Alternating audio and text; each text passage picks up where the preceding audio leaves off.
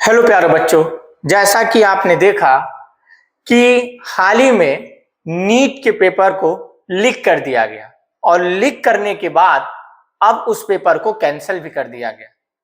तो आज हर छात्र इस देश की सरकार से यह सवाल पूछना चाहता है कि जब छात्रों ने इतनी कड़ी मेहनत कर इतना लंबा सफर तय कर अपना परीक्षा देने गए और जब वो परीक्षा देकर वापस आते हैं तो उन्हें पता चलता है कि उनका पेपर लीक हो गया है। उन्हें पता चलता है कि यह पेपर कैंसिल कर दिया गया है।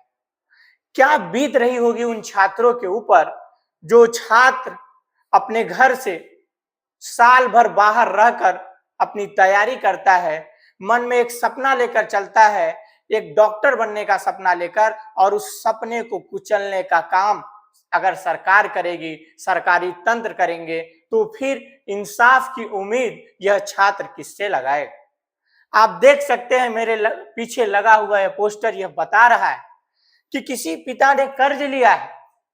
आज डॉक्टर कौन बनना चाहता है? उस गरीब घर का लड़का, उस मध्यम वर्ग के घर का लड़का जिसके पिता ने जमीन बेचकर उसे कोचिंग के लिए बाहर भेजा है, उसकी मां ने गहने बेचकर उसको बाहर भेजा है। बच्चे रात रात भर जगकर पढ़ाई करते हैं, सब कुछ त्याग करते हैं, उसके बाद भी जब उन्हें पता चलता है कि वो जो परीक्षा देकर आए हैं वो कैंसिल कर दिया गया है, और इन्हें बदले में क्या मिला? सरकारी लापरवाही और शिक्षा में अपराध। जिस तरीके से शिक्षा माफिया हावी है, क्या इस देश की सरकार, इस देश का प्रशासन सही तरीके से नीट की परीक्षा नहीं करवा पा रहा है? यह एक दयनीय स्थिति है। उन छात्रों के मेहनत पर एक तमाचा है। और यह सरकार कहती क्या है? जब एनटीए अपना ट्वीट करता है तो वो कहता क्या है कि यह कोई स्कूल टेस्ट नहीं है। अगर एनटीए के पास यह क्षमता नहीं है कि वो सही तरीके से परीक्षा नहीं करवा सकती है, तो छात्रों के भविष्य के साथ खिलवाड़ करने का अधिकार किसी को नहीं।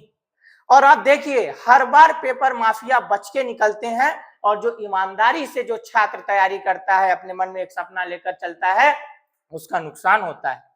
लाखों छात्र फिर से मानसिक तनाव, आर्थिक बोझ और अनिश्चितता झेलेंगे। उन्हें पता नहीं कि कब ढंग से परीक्षा होगी, कब उनका रिजल्ट आएगा। तो मेरे प्यारे छात्रों, मेरे प्यारे बच्चों, अब वो समय आ गया है कि आप इस देश की सरकार से सवाल पूछे कि क्या इस देश की सरकार सही तरीके से एक परीक्षा नहीं करवा पा रही। हम सब प्रतियोगी परीक्षाओं के छात्र रहे हैं, हमें मालूम है कि कैसे कम पैसों में पूरे दिन हमें अपना समय गुजारना पड़ता था, पूरे साल गुजारने पड़ते थे। पैसे बचा बचा कर हमने किताबें खरीदते पढ़ती थी, और आज यह पेपर कैंसिल और लीक हो जाता है।